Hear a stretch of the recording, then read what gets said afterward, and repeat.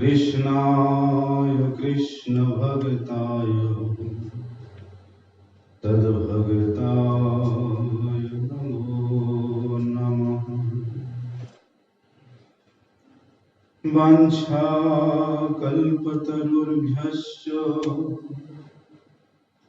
कृपासिन्धुभ्यैव च पतितानां पावनेभ्यो वैष्णवेभ्यो नमो नमः। पतित पावन परम करुणामय परम आराध्यतम गुरुपाद पद्म नित्य लीला प्रविष्टम विष्णुपाद परमहंस शिलम भक्ति वल्लभ तीर्थ गोस्वामी श्री गुरु महाराज जी के श्री अभय चरण कमल में अनंत कोटि साष्टांग दंडवत प्रणाम करते हुए उनकी अहेतु की कृपा प्रार्थना करता। आज हमारे गोड़िया गगन में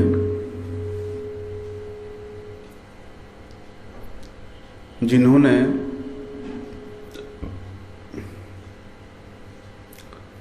प्रेम रस का संचार को अत्यधिक रूप से इस संपूर्ण जगत में प्रवाहित किया,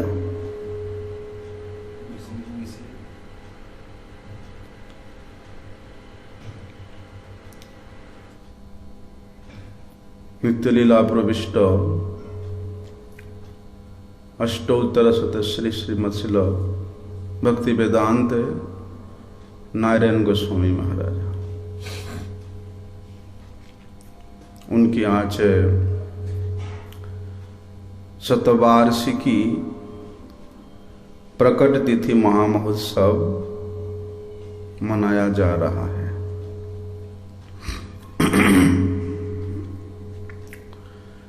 वास्तव में देखा जाए तो वैष्णव जन, भगवान के परम प्रिय जन किसी काल के अधीन नहीं रहते हैं। जिस प्रकार से ये संसार में प्रत्येक जीव जन्म अवधि से लेकर मृत्यु पर्यंत काल के अधीन रहते हैं, काल के अधीनत्व उनको स्वीकार करना ही पड़ता है। परंतु भगवान के परम प्रिय भक्तजन, उनका जन्म या मृत्यु नहीं होता।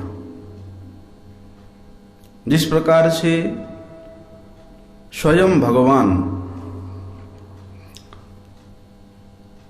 किसी भी प्रकार से इस प्राकृत काल के अधीन नहीं रहते हैं, और भगवान स्वयं बताते हैं इस बात को कि जन्म कर्म च मे दिव्यम एवं जो वेत्ति तत्वतः, कि मेरा जन्म और मेरा कर्म ये परम दिव्यता से परिपूर्ण है।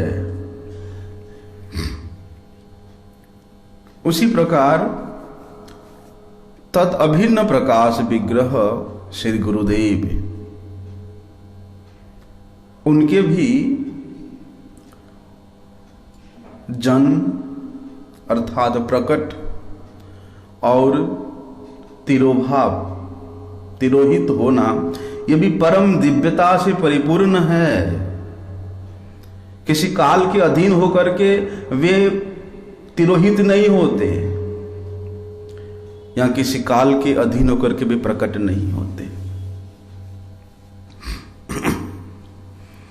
ये जड़ जगत के जन्म मृत्यु रूप जो प्रवाह है, जन्म मृत्यु रूप काल शक्ति का जो एक आवरण है, वे आवरण उन गुरुदेव के ऊपर कभी भी अपना प्रभाव विस्तार नहीं कर सकता है। क्योंकि भगवान स्वयं कहते हैं कि आचार्यम माम विजानियात नावमन्येत करहिचित, कि मुझे ही आचार्य के रूप में जानना, मैं ही आचार्य के रूप में इस संसार में प्रकट होता हूं और जीवों को आचरण के माध्यम से, किस प्रकार के आचरण के माध्यम से? भगवत भक्ति साधना रूप, भगवत भक्ति रस के आस्वादन रूप, और भगवत भक्ति रस के आस्वादन करके उसको आस्वादन कराने के उद्देश्य से वे स्वयं आचार्य के रूप में इस जगत में प्रकट होते हैं। इसलिए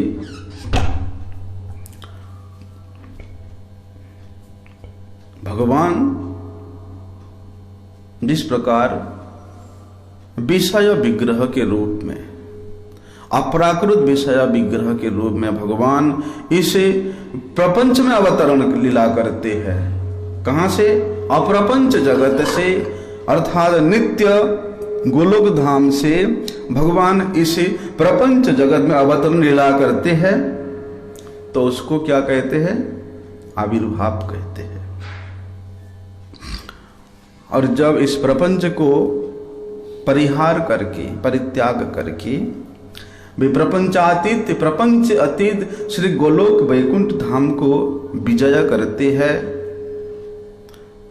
तो उनको तिरोभाव लीला के रूप में हम लोग जानते हैं। बोलते उसी प्रकार तत् आश्रय,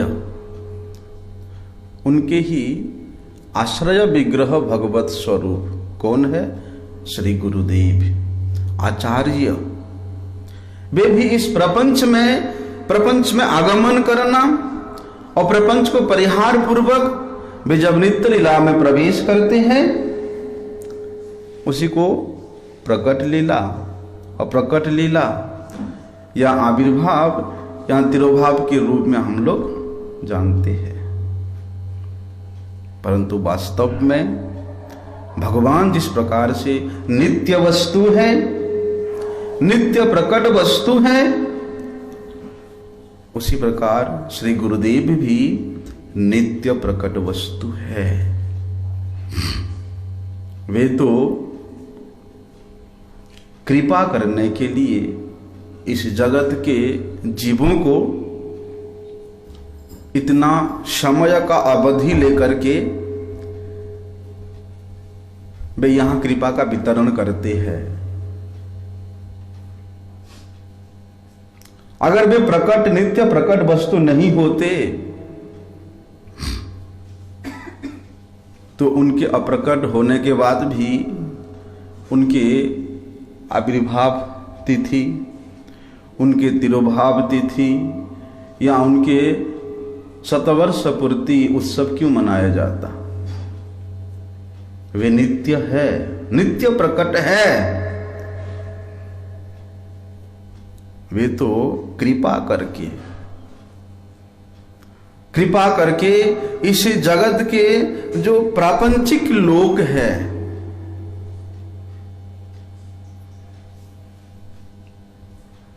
उनके लोक लोचन से जब दूरीभूत हो जाते हैं, तब लगता है कि वे अप्रकट हो गए। लेकिन इस प्रापंचिक की दृष्टि में, प्रापंचिक लोक लोचन में भी जब वे गोचरीभूत होते हैं, दृश्यित होते हैं, तब भी प्रकट लीला करते हैं। और जब हमारे आंखों के ओझल से वो दूरीभूत हो जाते हैं, उसके अंतराल में रह जाते हैं, तब उसको अप्रकट लीला के रूप में हम लोग क्या करते हैं? खेद मनाते हैं, दुख मनाते हैं, शोक मनाते हैं।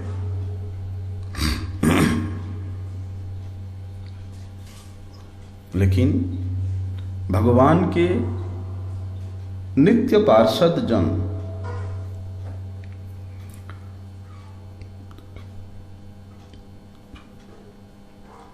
के आविर्भाव या तिरोभाव में जो दुख है, जो शोक है, वो इस जगत के प्राकृतिक शोक से, प्राकृतिक दुख से जर्जरित नहीं होता। क्योंकि श्रीमद् महाप्रभु जी इस बात को पूछते हैं कि दुख मध्य कौन दुख श्रेष्ठ? कृष्ण विरह दुख ही सबसे श्रेष्ठ दुख है। अर्थात उस विरह व्यथित अवस्था में वास्तव में क्या वे स्मरणकारी साधक, स्मरणकारी जीव क्या दुख प्राप्त करता है? नहीं। उस दुख में ही उसको वास्तविक सुख का अनुभव होता है। क्योंकि प्रेम का मार्ग, प्रेम का रस विरह व्यथित अवस्था में जितना आस्वादन होता है, साक्षात सामने प्रकट होने से उतना वैचित्र्य के साथ आस्वादन नहीं हो पाता। इसलिए जो नित्य प्रकट वस्तु है, उनके अप्रकट होने का या उनके अप्रकट का अनुभूति होना या उनके दर्शन का अभाव होना,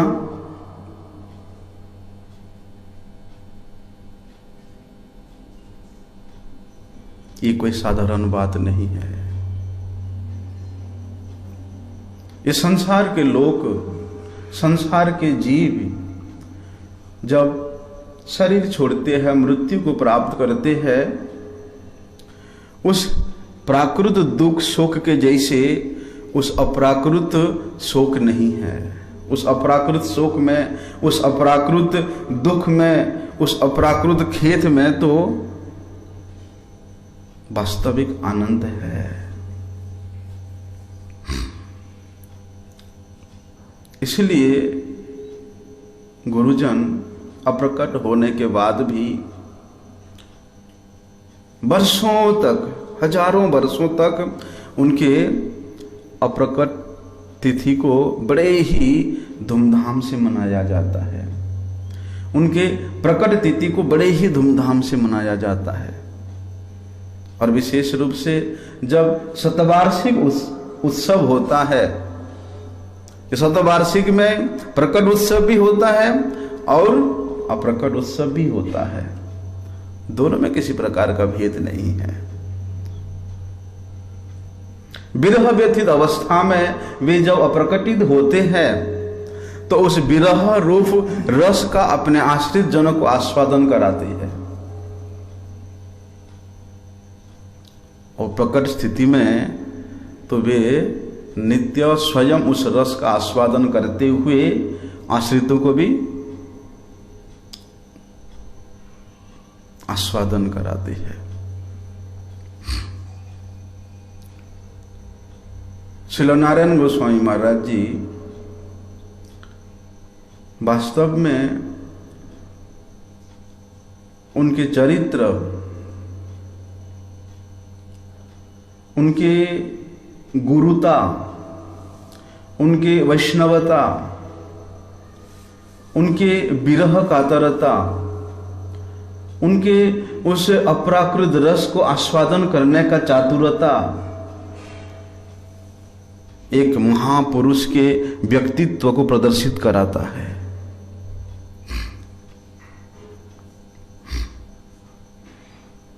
किस प्रकार से उन्होंने समस्त जगत को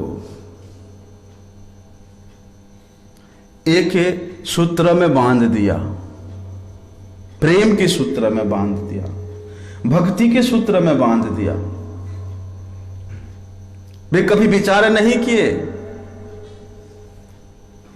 कि ये धनी है, ये गरीब है, ये दूसरे संस्था से है, ये पतित और कहीं अपसंप्रदाय से है। जो भी शरण में आया, शिला महाराज जी ने उसको अंगीकार किया, ना ही अंगीकार करके छोड़ दिया। उस साधक को जितना शासन किया उतना शिक्षा भी प्रदान किया और उतना ही वे स्नेह से उनको रंजित भी किया।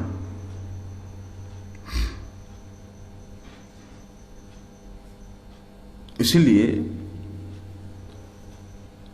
शिला महाराज जी के उस अपराकृत जीवन चरित्र को श्रवण करने से ये अनुभव होता है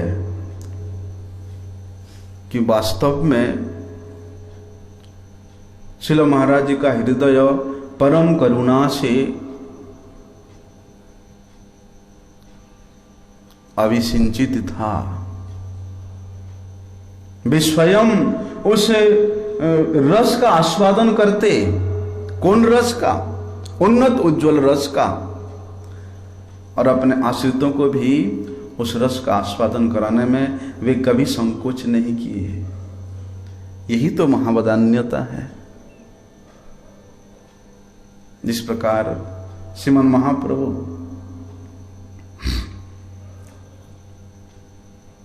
उस प्रेम को प्रदान करने के लिए कभी भी पात्र अपात्र का विचार नहीं किया। जारे देखो तारे कहो कृष्ण उपदेश, हमार आदेशे तारो यही देश। मेरा ये आदेश है कि तुम जिसको भी देखो, जहां पर भी देखो, उसको उस प्रेम के बनिया में बसा लो, श्री कृष्ण का उपदेश प्रदान करो। कभी विचार नहीं किया। उसी प्रकार श्री नारायण गोस्वामी महाराज जी भी पात्र अपात्र विचार नहीं करके उस प्रेम रस को आस्वादन कराने के लिए वे हमेशा चेष्टित रहते थे।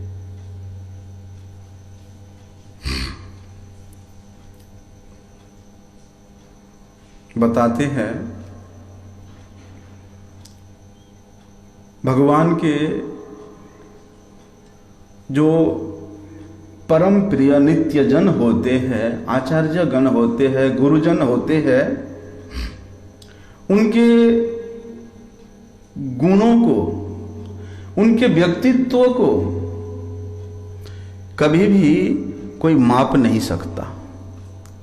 माप करके उनके उस व्यक्तित्व के परिमाण को कोई निचोड़ नहीं निकाल सकता।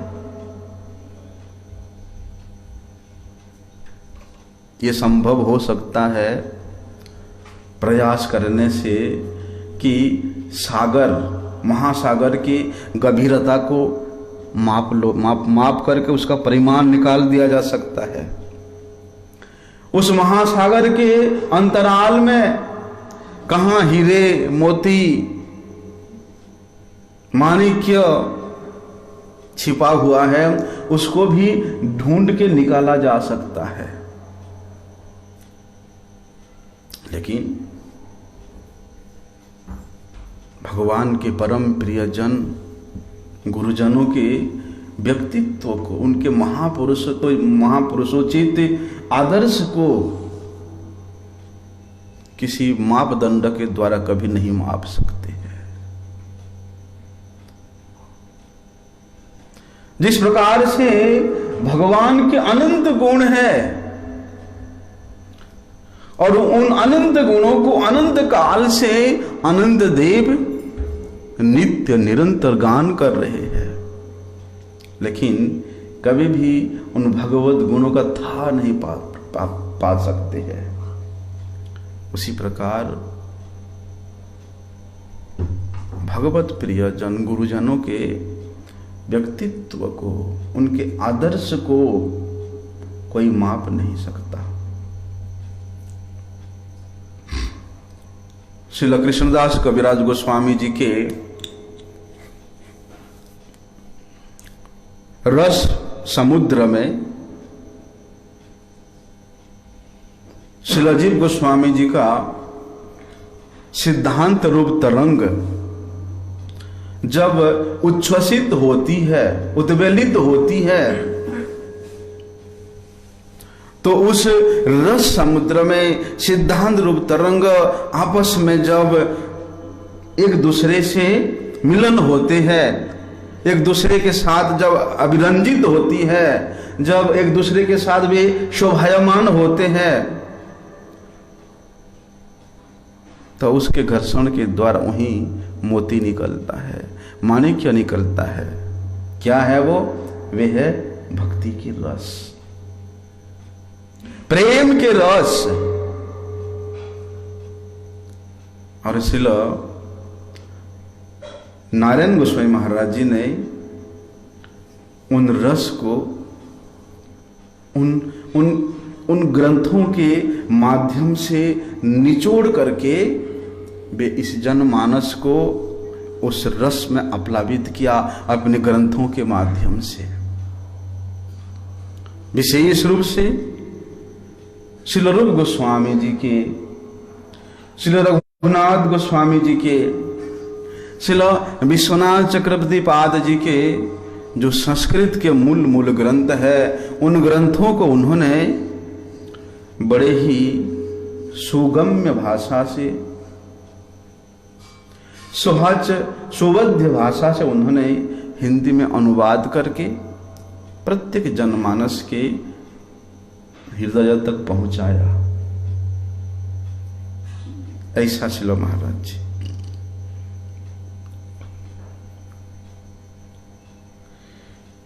नाम प्रेम के प्रवर्तन करता, नाम प्रेम रस को प्रवाहन करने वाले सचिनंदन श्री गौर हरि, उनके स्वपार्षद जन, गोस्वामी जन, गौड़ीय वैष्णव जन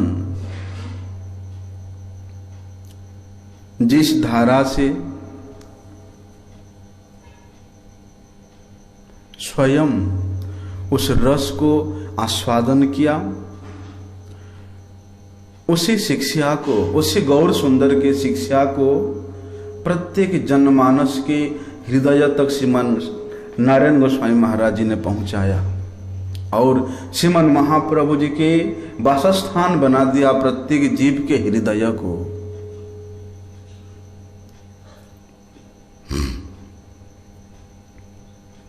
स्वच्छ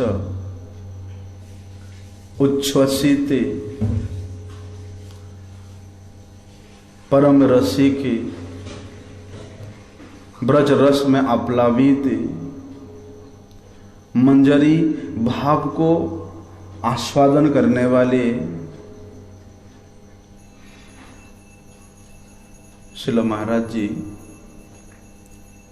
इस धराधाम में प्रकट होकर के वास्तव में जो उपकार किया है, उस उपकार को जन्म जन्मांतर तक, कल्प कल्पांतर तक, युग युगांतर तक गौड़ीय गण कभी भूल नहीं सकते।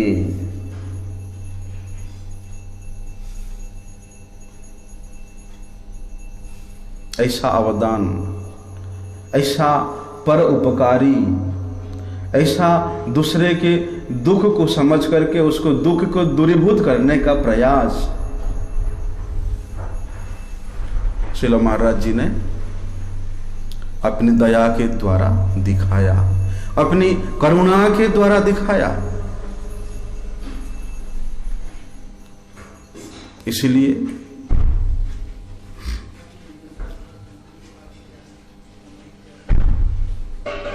जो प्रेम की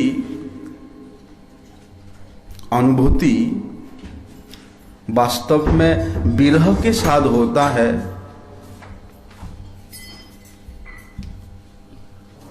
वही प्रेम का अनुभूति ही जीव के हृदय में रस का आस्वादन कराता है। परंतु जहां पर विरह नहीं है, वहां पर प्रीति नहीं हो सकता। और जहां पर प्रीति है वहां विरह अवश्य रहेगा। इसलिए अपने इष्ट के, अपने प्राण धन के विरह व्यथित अवस्था में किस प्रकार से साधक जन, भक्त जन उस रस को आस्वादन करते हुए अपने प्रभु को आनंदित करते हैं, उसकी शिक्षा श्रील महाराज जी ने अपनी प्रवचनों के माध्यम से, अपने ग्रंथों के माध्यम से और अपने आचरण के माध्यम से प्रत्येक जनमानस के हृदय को जगाया, वहां तक पहुंचाया कि वास्तव में विरह क्या होता है। इसलिए श्री महाराज जी बोला करते थे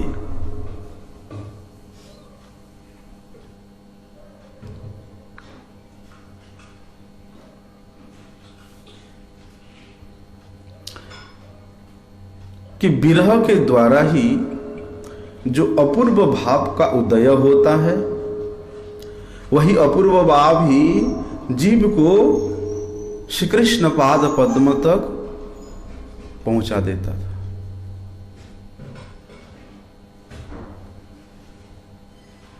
और श्रील महाराज जी ने ऐसे नहीं बोल सकते कि वे केवल श्रोत्रिय होकर के ही प्रचार किया, नहीं, वे ब्रह्मनिष्ठ थे। उन्होंने जो साधना किया, उन्होंने जो भजन का आदर्श दिखलाया, आचरण किया, उनके उस भजन के आदर्श ही उनको इस समस्त संसार में भजन के प्रवृत्ति को प्रचार कराने में सहायक हुआ। केवल गोरार आमी बोलले नहीं चले, गोरार आचार, गोरार विचार धरले फल मिले। केवल मैं गौड़ीय वैष्णव हूं, गौड़ीय वैष्णव के आश्रित हूं, गौरांग महाप्रभु का अनुचर हूं, ऐसा बोलने से नहीं चलेगा। आचरण मुख होकर के प्रचार करना पड़ेगा। जब तुम स्वयं हरिनाम नहीं करोगे 64 माला, तो तुम किस प्रकार से लोगों को 64 माला करा सकते हो? जब तुम स्वयं सेवा का आचरण नहीं करते हो, तो तुम किस प्रकार से दूसरों को भगवत सेवा में लगा सकते हो? कनक कामिनी प्रतिष्ठा का आशा लेकर के प्रचार कार्य करना महा अनर्थ है। स्वयं आचरण करो, स्वयं साधना करो और उस साधना के प्रमुख को अपने सामने रख करके प्रचार करो। श्री महाराज जी ने उस विरह व्यथा को अनुभव किया अपनी साधना के समय में, अपने साधना के माध्यम से। उस साधना के द्वारा ही उन्होंने भगवत भक्ति की रस को आस्वादन किया और उसी आस्वादन मुख में वे जगत को आस्वादन कराया। इसलिए श्री महाराज जी का एक मुख्य शिक्षा होता था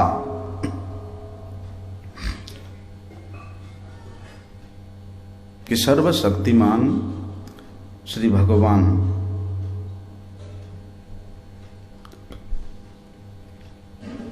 और उनके स्वरूप शक्ति दोनों का एक अविच्छेद्य संबंध है।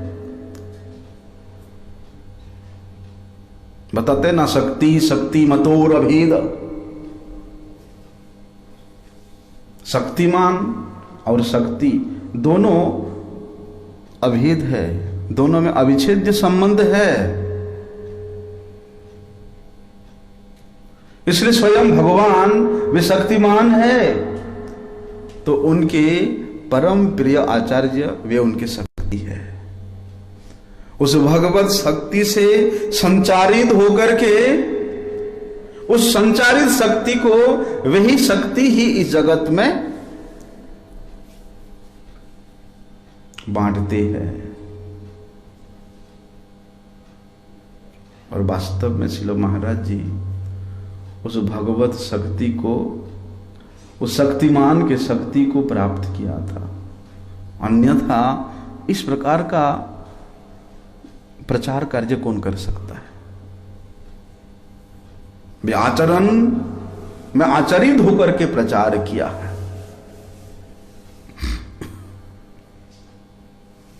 इसलिए जहां पर उस भगवत विरह रूप विच्छेद रहता है,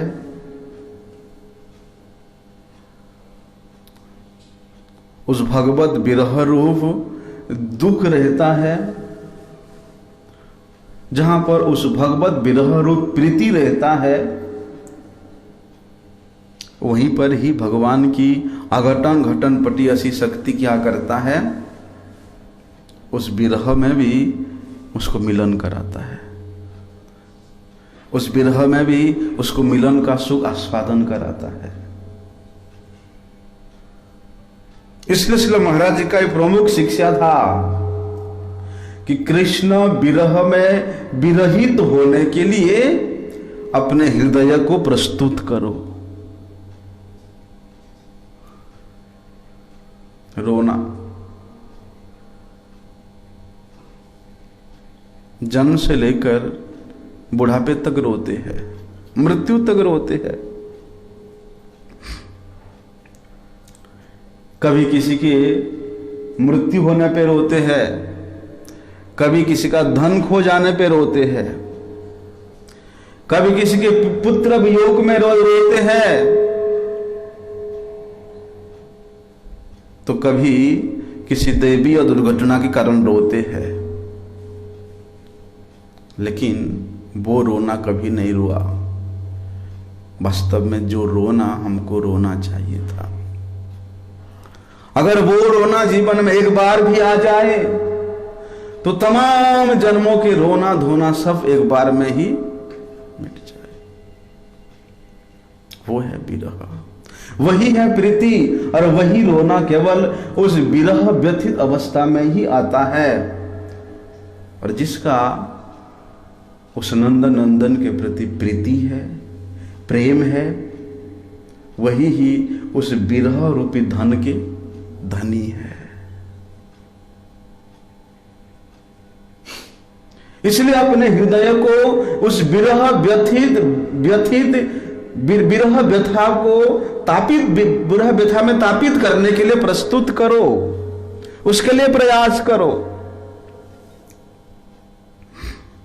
और उसके लिए प्रयास है क्या? ऐसे शुद्ध भगवत प्रियजनों के चरणों का आश्रय कर। इसलिए श्रील महाराज जी ने, उनका ऐसा उदारता था, वे इतना उदारता धन के धनी है कि उन्होंने कभी किसी को मना नहीं किया। देखने को मिलता है उनके जीवनी में, उनके आचरण में कभी स्व पर भाव नहीं रखा, कभी शत्रु मित्र का भाव नहीं रखा, सबको अपन समझा, सबको आत्मीय समझा।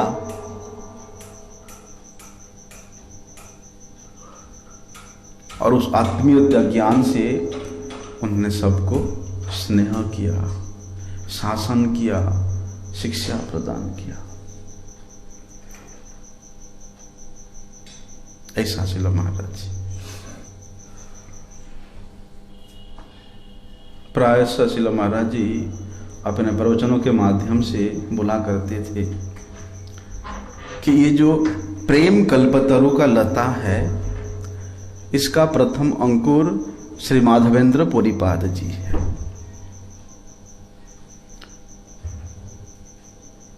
उस विरह व्यथित अवस्था को प्राप्त करने वाले उस माधवेंद्र पुरीपाद जी ने माथुर विरहिणी श्री राधा रानी की उस विलाप सूचक उक्ति को बार बार उच्चारण करते थे कि श्रीमती राधा रानी श्री कृष्ण विरह में किस प्रकार विलाप करती थी। और ऐसे नहीं, श्री कृष्ण चाहते तो उन ब्रजांगनाओं के विरह को निमिष काल में दूर कर सकते थे, उनके सामने प्रकट होकर के। लेकिन श्री कृष्ण उस विरह व्यथित अवस्था में उन ब्रजांगनाओं को, उन गपांगनाओं को, विश्व भानुनंदिनी श्रीमती राधा रानी को अपनी परम रस का आस्वादन कराने के लिए वे स्वयं ही उस अघटन घटन पटीयसी शक्ति के द्वारा अपने विरह को अनुभव कराते थे। अयि दीन दयार्द्रनाथ, हे मथुरानाथ, कदावलोक्यसे हृदयं तदलोक कातरं दयित भ्रमति किं करोम्यहम्।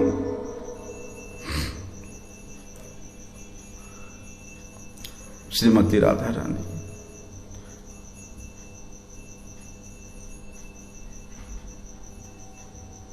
उस विलाप कुसुम अंजलि को अपने हृदय में धारण करके बोल रही है कि हे मथुरानाथ, हे दीन दयार्द्रनाथ, हे दिनों के स्वामी, आप कब मेरे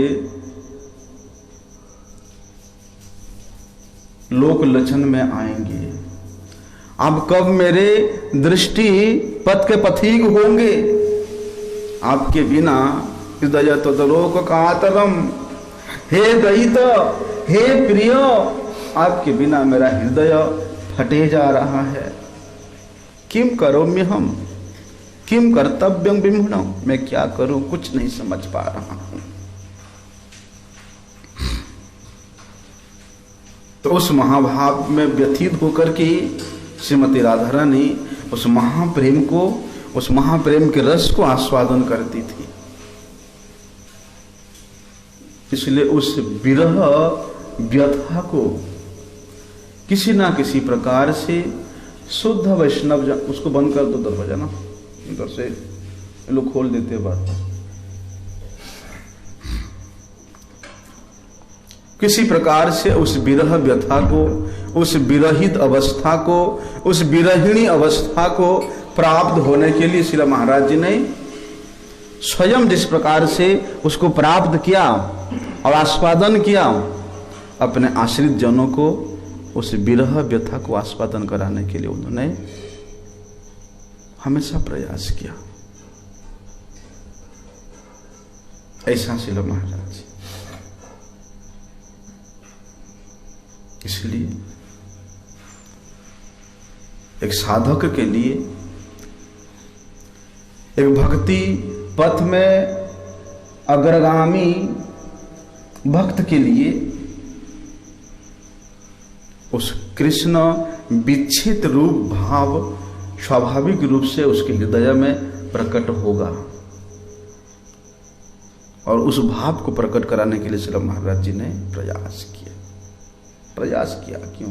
उन्होंने उस भाव को आस्वादन कराया। जिस भाव के अनुगत होकर के श्रृंगार रस के भक्तजन, श्रृंगार रस के अधिकारी भक्त अत्यंत दीनहीन भाव से उस दीनों के स्वामी, उन पतितों के स्वामी श्री कृष्ण को अत्यंत कातर भाव से डाकते हैं, कातर भाव से उनको बुलाते हैं, स्मरण करते हैं।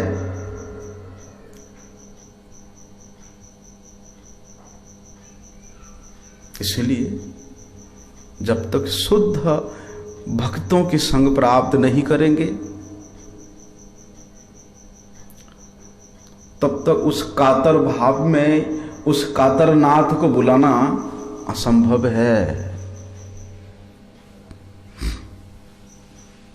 श्री महाराज जी ने किस प्रकार से कातर भाव से श्री कृष्ण नाम को स्मरण किया जाता है, कातर भाव से श्री कृष्ण सेवा किया जाता है, उसका शिक्षा उन्होंने प्रदान किया।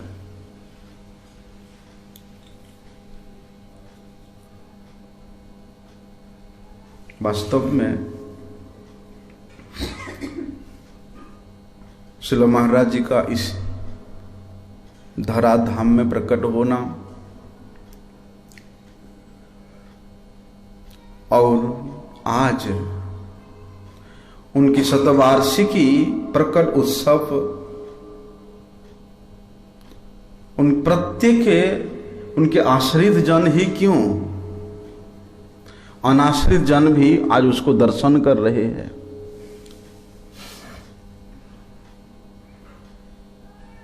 तो उनके ये दर्शन के माध्यम से हुनर है आज भी लोगों के कल्याण कर रहे हैं।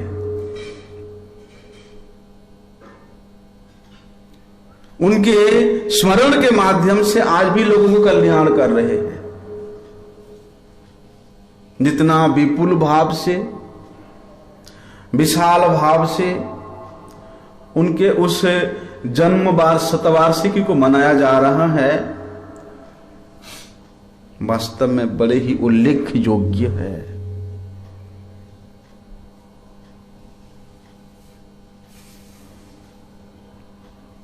और श्रील महाराज जी ने अपनी शिक्षा के और शासन के द्वारा ऐसे ऐसे वैष्णवों को, ऐसे ऐसे भक्तों को उन्होंने प्रकट किया कि उनके भी कथा सुनने से लगता है कि श्रील महाराज जी का कृपा इनके ऊपर अवश्य है। ऐसा श्रील महाराज जी का कृपा रहा। जो भी है उनके व्यक्तित्व के ऊपर, उनके भजन चातुरी के ऊपर, उनके रस प्रवणता के ऊपर आलोकपात करना मेरे जैसे एक अधम पतित जन के लिए संभव नहीं है। फिर भी अपने इसे अनर्थ युक्त वाणी को, अनर्थ युक्त हृदय को पवित्र करने के लिए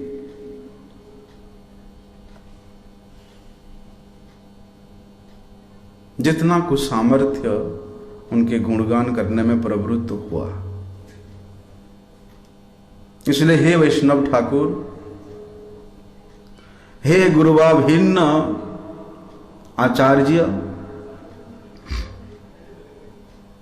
आपके इस शतवार्षिकी प्रकट महोत्सव में आपके श्री चरण कमलों में अनंत बार प्रणत होकर के यही कृपा भिक्षा करता हूं